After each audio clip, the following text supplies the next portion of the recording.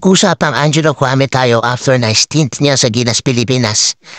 Si Ange Kwame after na stint niya sa koponan ng Gilas Pilipinas at lumabas pa ang laro niya against Jordan sa finals para sa gintong medalya.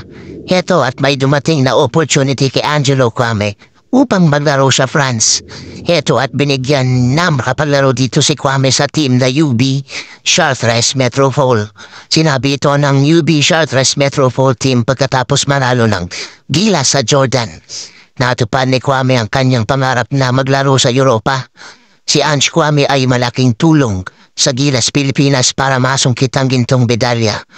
Nagtala siya dito ng 14 points at 11 rebounds para trudukan ng 61 years drop in Asian Games.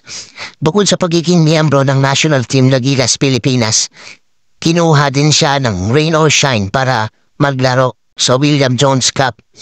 Nagtapos iyon para sa 2 panalo at sa 6 na talo. In his collegiate stint with Ateneo, nakakuha siya ng 3 UAAP championships para sa Blue Eagles. Ganon din ang UAAP Seasons 84 MVP Award.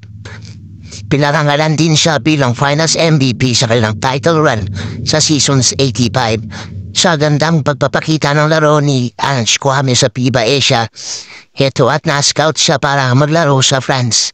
Sana lang ay tuloy-tuloy ang magandang laro ni Ange Kwame para lalo pa niya ma-experience kung paano maglaro sa Europa. Kaya saludo kami sa iyo, Ange Kwame, sa pagsisilbi sa bansang Pilipinas. Sana si Kwame na pwedeng makahalili ni AJ Edu kasi nagretiro na si Japet Aguilar kung sakaling kailanganin siya ng Gilas Pilipinas.